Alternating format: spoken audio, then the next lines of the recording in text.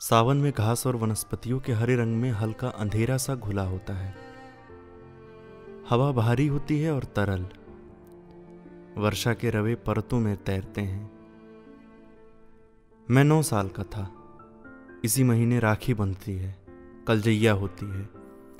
नागपंचमी में गोबर की 7 बहनें बनाई जाती हैं।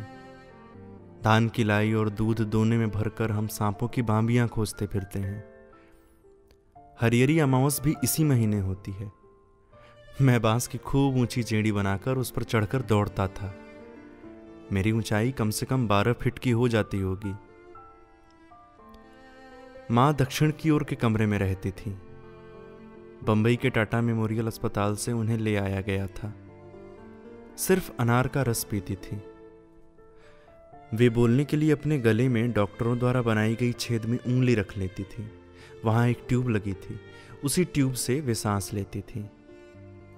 बहुत बारीक, ठंडी और कमजोर आवाज होती थी वो, कुछ कुछ यंत्रों जैसी आवाज, जैसे बहुत धीमे वॉल्यूम में कोई रेडियो तब बोलता है जब बाहर खूब जोरों की बारिश हो रही हो और बिजलियां पैदा हो रही हों, या तब जब सुई किन्हीं बहुत दूर के 2 स्टेशनों के बीच कहीं अटक गई हो।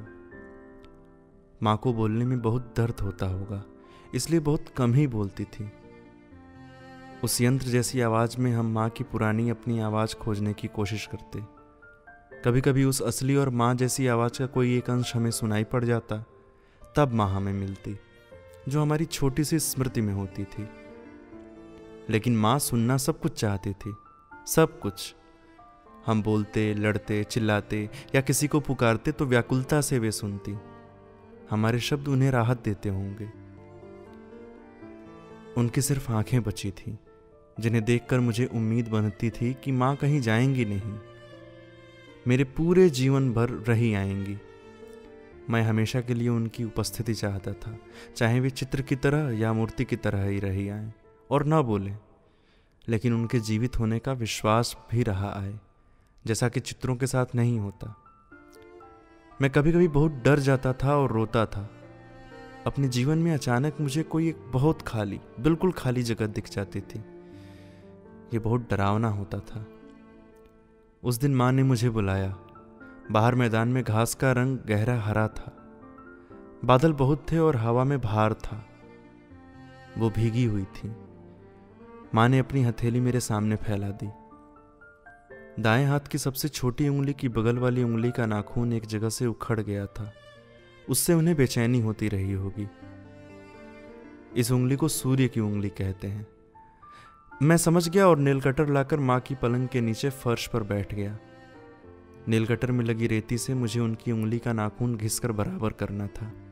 माँ यही चाहती थी। वो नेल कटर पिताजी इलाहाबाद से लाए थे, कुंभ के मेले से लौटने पर 2 साल पहले। नेल कटर में नीले कांच का एक सितार बना था। माँ की उंगलियां बहुत पतली हो गई थी। उनमें रक्त नहीं था। पीली सी त्वचा, पतंगी कागज जैसी, और पीली भी नहीं, जर्द और बेहद ठंडी। ऐसा ठंडापन दूसरी बेजान चीजों में होता है, कुर्सियों, मेजों, किवाड़ों या साइकिल के हैंडल जैसा ठंडापन। और हाथ उनका इतना हल्का कैसे हो गया था? कहाँ चला गया सारा वजन? वो भार शायद जीवन का होता है, जिसे पृथ्वी अपनी चुंबक से अपनी ओर खींचा करती है, जो अब माँ के पास बहुत कम बचा था। उन्हें पृथ्वी खींचना छोड़ रही थी। मैंने उनकी हथेली थाम रखी थी और नाखून को रेती से धीरे धीरे घिस रहा था। मैं उनके नाखूनों को बहुत सुंदर, ताजा और चिकना बना डालना चाहता था। मैं एक बार हंसा, फिर मुस्कुराता ही रहा। माँ को ढांढस बंधाने और उन्हें खुश करने का ये मेरा तरीका था। मैंने देखा माँ को नाखून का हल्का हल्का रेती से खींचा जाना बहुत अच्छा लग रहा है। उनके चेहरे पर एक सुख था, जो एक जगह नहीं बल्कि पूरे शरीर की शांति में फैला हुआ था। उन्होंने आंखें मूंद रखी थीं। 1 घंटा लगा। मैंने उनकी एक उंगली ही नहीं, सारी उंगलियों के नाखून खूब अच्छे कर दिए। माँ ने अपनी उंगलियां देखी। ये कितना कमजोर और हार का क्षण होता है जब नाखून जीवन का विश्वास देते हैं। कितने सुंदर और चिकने नाखून हो गए थे। माँ ने मेरे बालों को छुआ। वे कुछ बोलना चाहती थी, लेकिन मैंने रोक दिया। वे बोलती तो पूछती कि मैं सिर से क्यों नहीं नहाता। बालों में साबुन क्यों नहीं लगाता, इतनी धूल क्यों है, और कंघी क्यों नहीं कर रखी है। रात में ठंड थी, बाहर पानी जोरों से गिर रहा था। सावन में रात की बारिश की अपनी एक गंभीर आवाज होती है, कुछ उस तरह जैसे दुनिया की सारी हवाएं किसी बड़े से घड़े के अंदर घूमने लग गई हों, हर तरफ से बंद।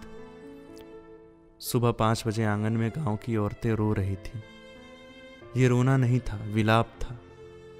पता चला माँ रात में नींद में ही खत्म हो गई। माँ खत्म हो गई। मैंने फिर कभी उनके घिसे हुए नाखून नहीं देखे। मैंने उस रात सोने से पहले अपने तकिए के नीचे वो नील कटर रख दिया था। उसे मैंने बहुत खोजा, बल्कि आज तक, कई वर्षों बाद भी, लेकिन वो कभी नहीं मिला। पता नहीं कहाँ खो गया। हो सकता है वो किसी बहुत ही आसान सी जगह पर रखा हुआ हो और सिर्फ मेरे भूल जाने के कारण वो मिल नहीं रहा हो। मैं अक्सर उसे खोजने लगता हूँ, क्योंकि चीजें कभी खोती नहीं हैं, वे तो रहती ही हैं अपने पूरे अस्तित्व और वजन के साथ। सिर्फ हम उनकी वो जगह भूल जाते हैं।